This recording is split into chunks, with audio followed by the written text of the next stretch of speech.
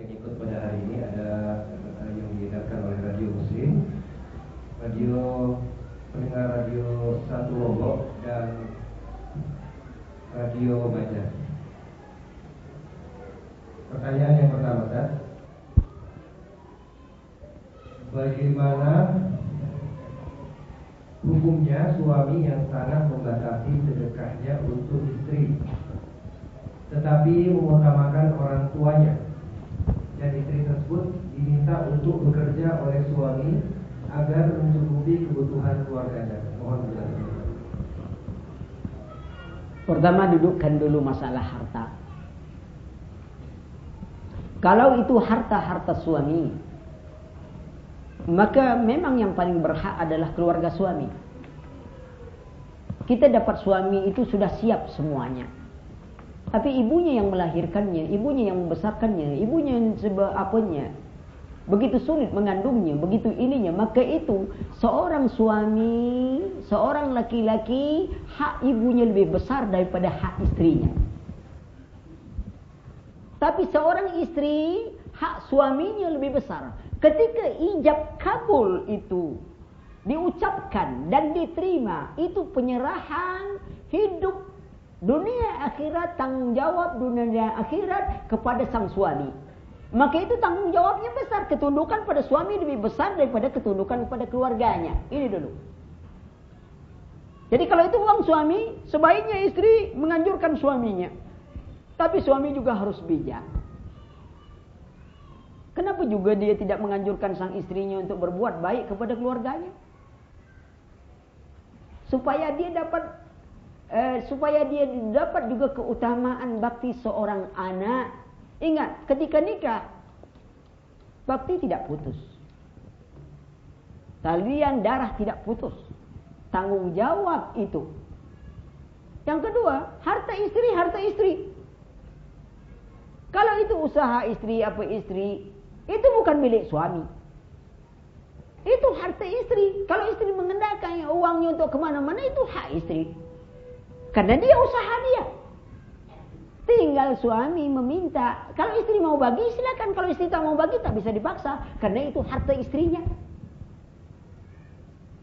Maka itu ketika warisan, wanita dibagi separuh daripada laki-laki. Karena wanita tidak berhak, tidak wajib untuk menafkahi keluarganya. Suami wajib, laki-laki wajib menafkahi keluarganya. Maka itu dia dibagi lebih daripada sang wanita. Wanita untuknya sendiri. Nah, dilihat kondisi seperti ini. Suami harus paham. Ya, Dek, ini usahamu ya. Untung, ya udah, Mas tak ada ngambil untung. Tapi kalau modalnya kurang nanti minta sama Mas. Wah, insya Allah istrinya tambah senang itu usahanya. Tapi di rumah. Tapi ingat, usahanya di rumah saja. Jual ini di rumah semuanya. Biar pedagang, pembeli itu datang ke rumah. Ya, supaya kita tenang. Di rumah, tapi ada usaha. Kan begitu. Mungkin BlackBerry-nya bisa dimanfaatkan saat ini. Ya. Penjualan di rumah, tak keluar rumah. Penghasilan dapat. Banyak kadang-kadang para istri itu. Di rumah saja dia bisa menghasilkan uang.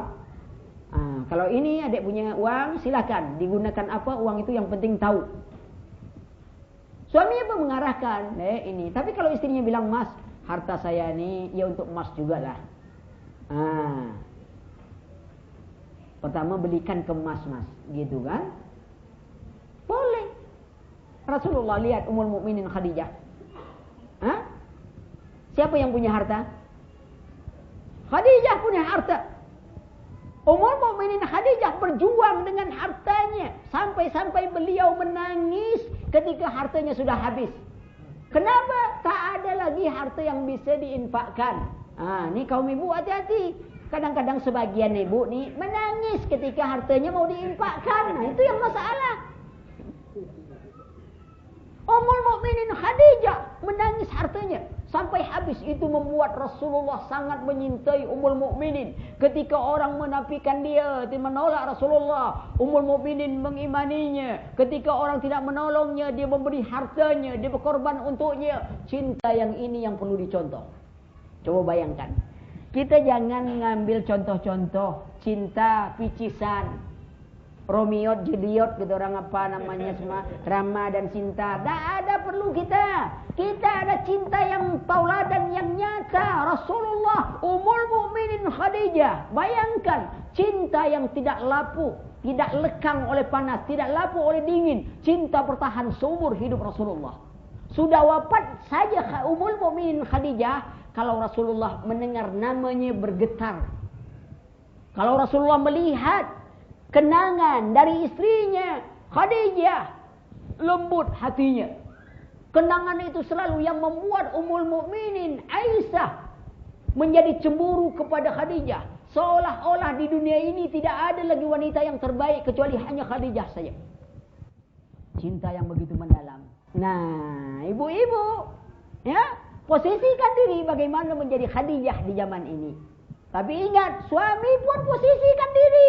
Bagaimana cara menjadi suami seperti Rasulullah? Ini istri dia ingin, istriku, coba engkau contoh Khadijah. Kalau Mas, bagaimana? Kayaknya Mas macam Koruna aja kata dia.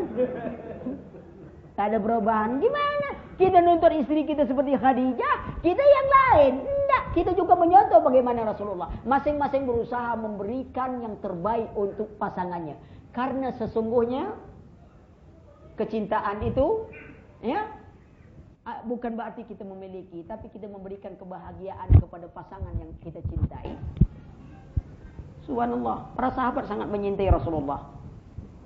Ya, Rasulullah SAW menyintai sahabat, dan kita pun ingin menyintai Rasulullah. Ingat, cinta itu bukan dari mata turun ke hati. Itu pepatah yang salah bagi saya. Sebab orang buta kan berhak menyintai. Kalau cinta itu dari mata turun ke hati, lalu orang buta mau cinta sama siapa? Tak pernah lihat. Apakah kita tidak berhak menyintai Rasul? Pernahkah kita melihat Rasul? Tidak. Dari hati akan menjalar ke seluruh tubuh. Ketika hati kita hidup dengan cinta, maka kita memandang, tidak ada yang kita pandang pada seseorang yang kita cintai kecuali keindahan. Tidak ada yang kita dengar kecuali kebaikan. Tidak ada yang keluar dari mulut kita kecuali pujian. Itu hati yang dipenuhi dengan cinta. Coba kalau hati dipenuhi dengan hasad, iri dan dengki. Wah, tak ada baik. Tetangga kita beli kipas angin, kita yang berputar. Bayangkan tuh. Orang beli beli AC, kita kepanasan. Bayangkan, kenapa? Hati kita penuh dengan dendam, hasad, iri, suuzon. Baru dapat tetangga, lihat tetangga itu kata dia, mau nyombongkan kita, ganti mobil setiap bulan, tengok-tengokkan pada kita. Padahal dia tak tahu bahwa suami tetangga itu supir, ganti-ganti mobil gitu. Kita nanya lagi. La suuzon, kenapa? Pandangan kebencian. Nah, ketika seperti itu, coba sang istri saling membantu, ya. Kalau saya kiranya, ya, sang suami sudah tak ada orang tua, kenapa dia tidak ambil, umpamanya istrinya, Nek, coba itu ibu bapak itu diapakan, ini itu, saya tak punya orang tua. Akhirnya dia mendapatkan keberkatan bakti istrinya kepada ibunya. Dia tak punya orang tua, tapi dia dapat pahala menganjurkan istrinya. Subhanallah, istri mendapat pahala besar. Suaminya menganjurkan dan dia melakukan, dua lagi dia dapat. Subhanallah, keluarga itu bahagia, itu insyaAllah. Tenang tuh. Ya, kenapa sudah? Kadang-kadang gini apa? Lepas. Setelah bersuami, lepas. Seolah-olah keluarga itu adalah terbentuknya ikatan suami istri tanpa ada urusan yang lain. Dunia milik kita berdua. Dan rumah tangga hanya milik kita. Ya, akhirnya tak ada satupun yang berani masuk ke rumah kita lagi. Adik kita, bapak kita, semuanya tak ada yang berani. Kenapa? Karena dunia ini hanya milik kita berdua. Enggak. Maka kita saling bantu sama membantu. Baik. Terima kasih Ustaz atas jawaban yang diberikan. Pertanyaan selanjutnya. Bismillah Ustaz. Kajiannya ini tentang suami istri meraih surga. Terus bagaimana dengan janda yang ditinggal suami meninggal? Bagaimana tips-tips meraih surga? Saya masih bertanggung jawab merawat putri bungsu yang masih kuliah. Syukran atas jawabannya. Ini pertanyaan seorang janda. Perhatikan, ingat, kalau janda berarti dia memiliki anak yatim.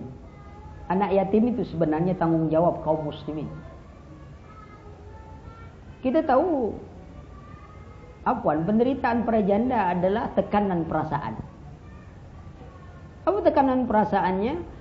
Banyaknya fitnah-fitnah yang terlahir dalam hidupnya yang menjanda. Ya, tekanan itu sangat berat.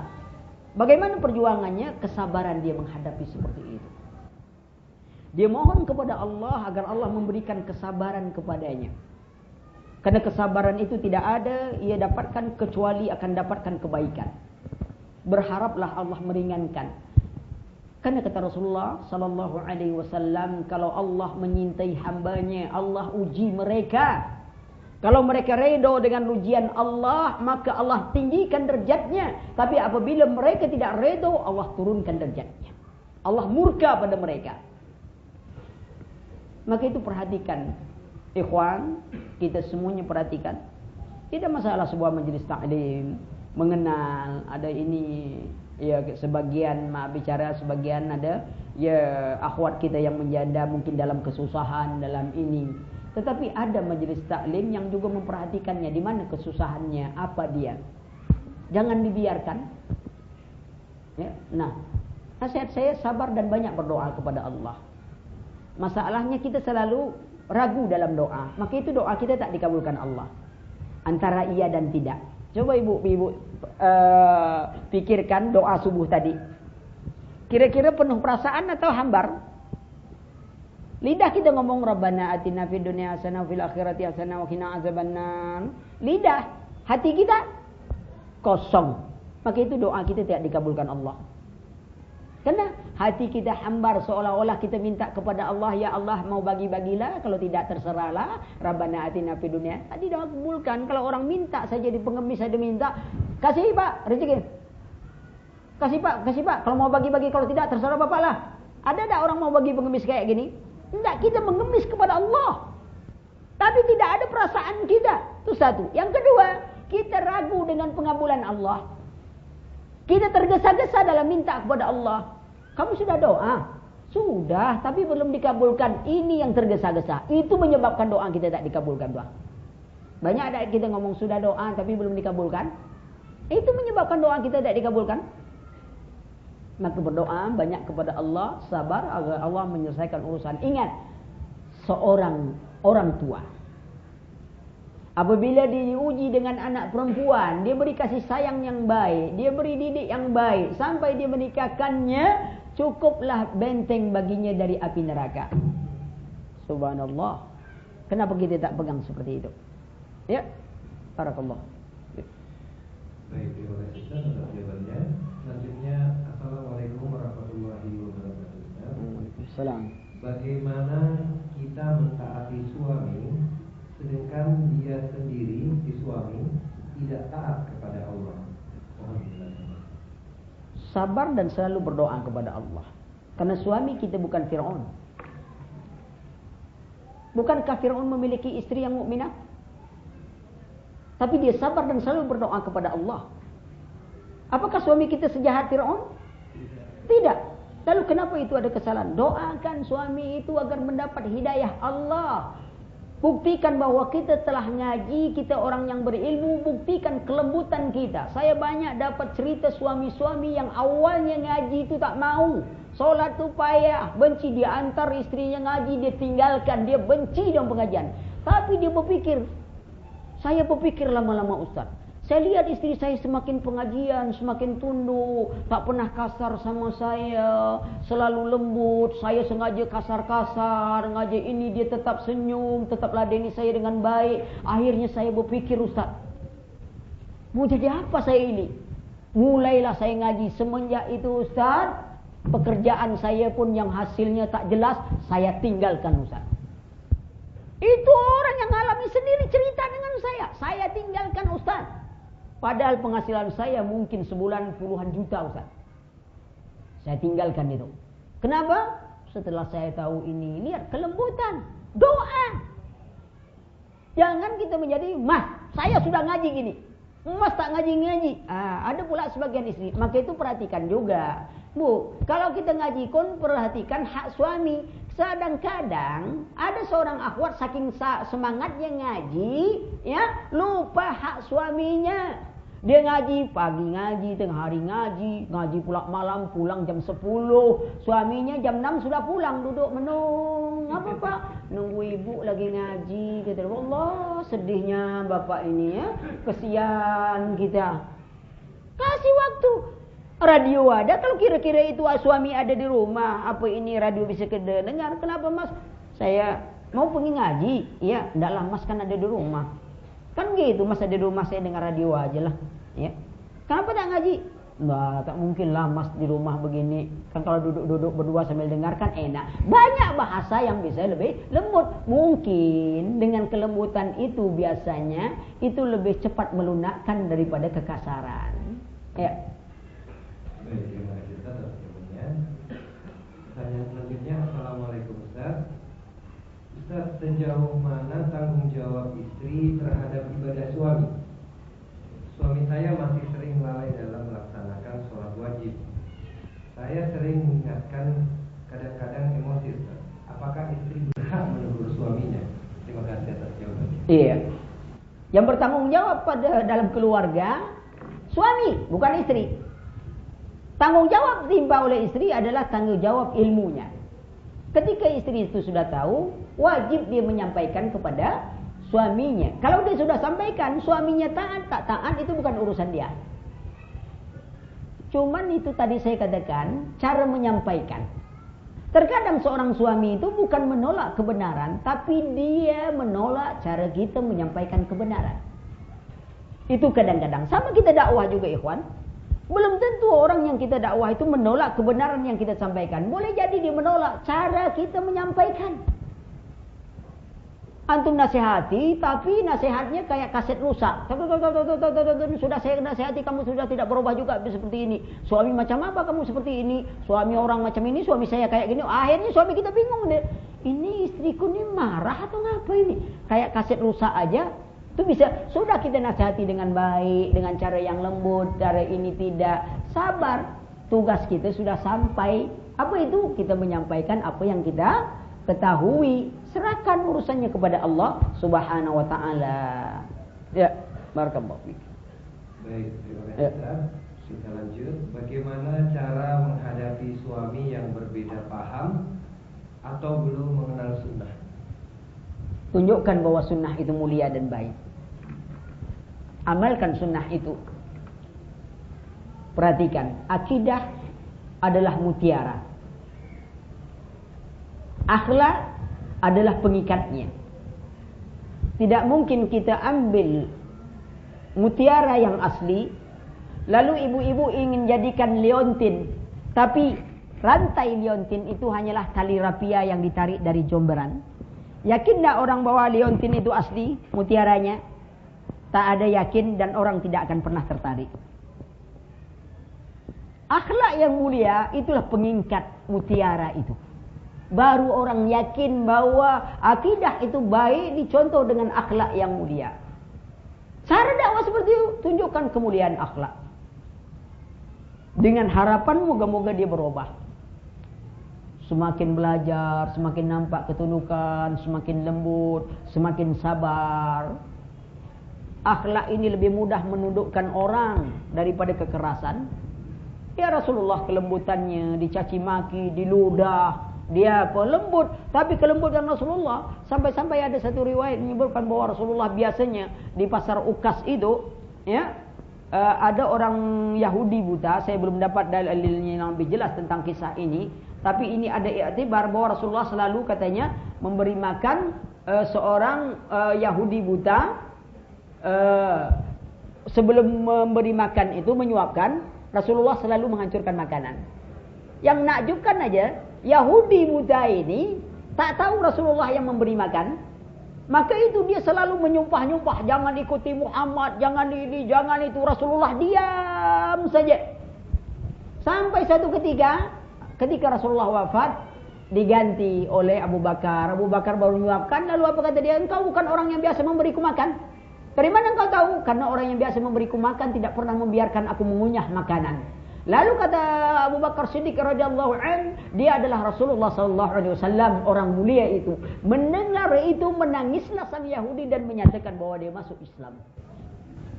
Apa bagaimana kita dengan suami kita? Ya, semoga kita lebih lembut dan ini. Baik, terima kasih Ustaz atas jawabannya. Selanjutnya, Ustaz mau tanya umur berapa seorang anak laki-laki dan perempuan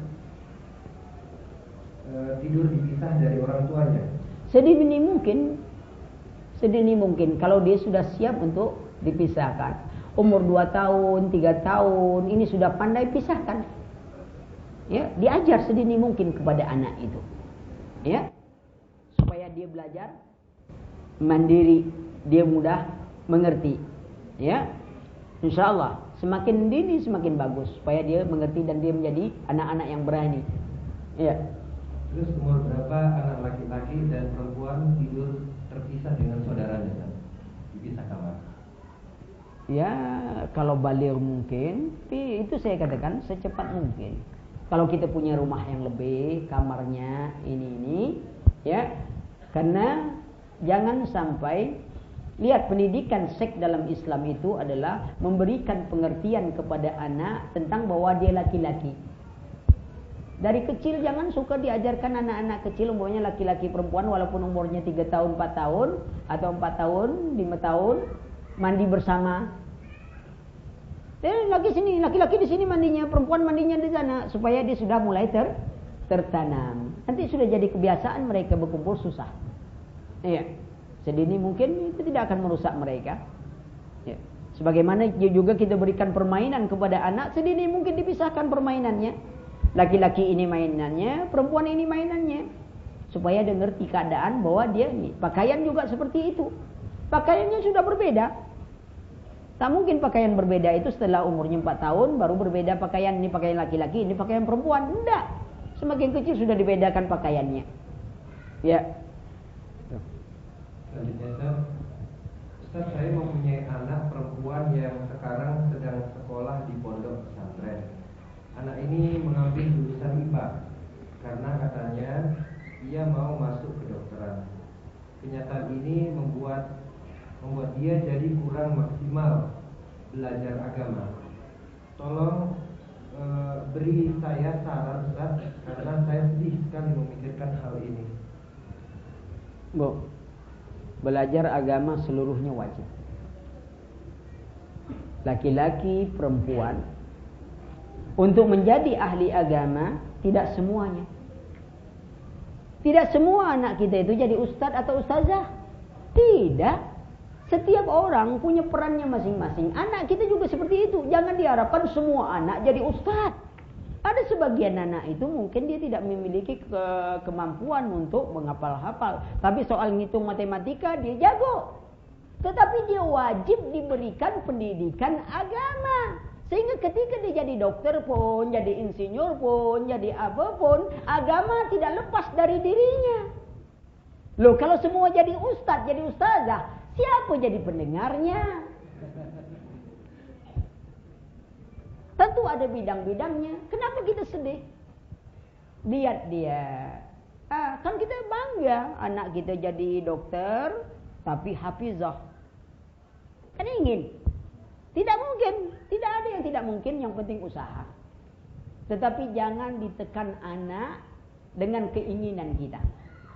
Kan yang wajib itu dia belajar agama. Wajib diajarkan agama. Fardu ain bagi kita. Anak, orang tua, seluruh kaum muslimin wajib belajar agama. Lalu bagaimana untuk jadi ahlinya sekali? Tidak semuanya. Bidangnya masing-masing. Ada yang ahli ekonomi, ada ini. Di sahabat aja ahli seperti itu. Ada yang disebut Rasulullah ahli fikih, ada disebut Rasulullah sebagai ahli perang, ahli dalam perdagangan. Terpisah. Ada ahli tafsir. Ya, kita cita-cita boleh. Tapi hati-hati, ada problem pondok. Kadang-kadang anak yang dipaksa masuk pondok, umur setelah usia 3, kelas 2, kelas 3 SMA itu mulai bertingkah. Sebab dia sudah dapat kekuatan, dia mulai cari-cari alasan untuk keluar pondok. Dulu tak pernah mencuri, dia mulai mencuri. Kalau ditanya dia tak takut. Iya Pak, saya mencuri Pak, kata dia. Kamu mencuri ya? Iya Pak, keluarkanlah Pak, kata dia. Sebab dia memang ingin mencuri supaya dikeluarkan. Keluarkanlah Pak kata dia. Sudah kamu sekarang dimaafkan, besok dibuatnya lagi. Pak, saya sudah 3 kali Pak mencuri. Keluarkanlah Pak kata dia. Nah, supaya apa? Pondok salah. Kenapa kamu keluar pondok? Enggak Pak guru tak mau lagi memaafkan saya. Saya sudah mencuri 3 kali tak dimaafkan lagi. Datang orang tua ke pondok. Kenapa anak tak diberikan untuk tobat, untuk ini, untuk itu? Padahal itu memang akal anak supaya pondok mengeluarkan, supaya dia tidak disalahkan. Kenapa? Supaya kesalahan ibunya atau bapaknya tak kelihatan. Kenapa? Rupanya dia selama ini dipaksa saja. Maka coba arahkan anak, jangan dia patah semangat. Karena ada sebagian anak, kalau begitu ibu tak boleh, semua tak boleh, udah saya lebih baik tak sekolah. Kalau gitu kamu nikah pun tak perlu. Oh, gawat tuh semuanya. Maka perhatikan baik-baik, ajar anak tuh ada kebijakan. Ya, silakan yang lain. Sudah cukup? Iya, Ustaz. Ya. Masih banyak sekali pertanyaan kita. Kalau banyak sekali satu aja, tapi kalau banyaknya jangan. Kalau sekali aja banyak tak masalah. Ya, Ustaz, kita minta sedikit aja kesimpulan dari pertemuan kita. Kesimpulan kita sedikit juga. Kalau antum minta banyak kesimpulan susah juga. Maka kesimpulannya juga sedikit saja. Ya. Saya ambil perkataan Imam Fudail bin Iyad. Apa kata Imam Fudail bin Iyad? Ya, ketika sahabatnya bertanya bagaimana, ketika sahabatnya ditanya umurnya, berapa umurmu? Sahabatnya mengatakan 60 tahun. Berarti engkau telah berjalan ke hadirat Allah semenjak 60 tahun yang lalu. Artinya engkau semakin dekat kepada Allah.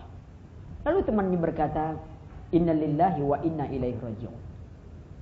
Lalu Imam Fudail katakan, tahukah engkau maknanya? Bahwa kalau kita yakin kita dari Allah dan kita pasti akan kembali kepada Allah. Dan Allah tidak akan pernah membiarkan semua nikmat yang diberikan Allah kecuali Allah minta pertanggungjawaban.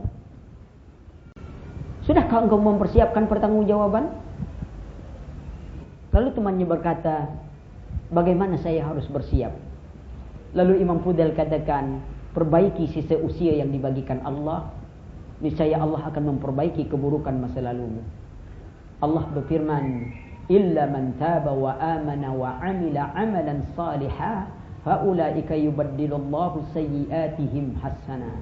Kecuali orang yang bertobat, beriman, beramal saleh, maka Allah akan menggantikan keburukan masa lalu mereka dengan kebaikan. Ini sebuah nasihat. Maka syukuri nikmat hidup, jalani ia dengan kesabaran, tutuplah dia dengan pertobatan, kemudian hadapi kemiskinan dengan qanaah. Lakukan pilihan dengan sifat wara, terima nikmat dengan sifat zuhud, sehingga dengan demikian kita akan menjadi orang yang dicintai Allah di dunia dan kita dicintai oleh penduduk akhirat. Itu saja. Subhanakallahumma wa bihamdika asyhadu an la ilaha illa anta astaghfiruka wa atubu ilaik. Assalamualaikum warahmatullahi wabarakatuh.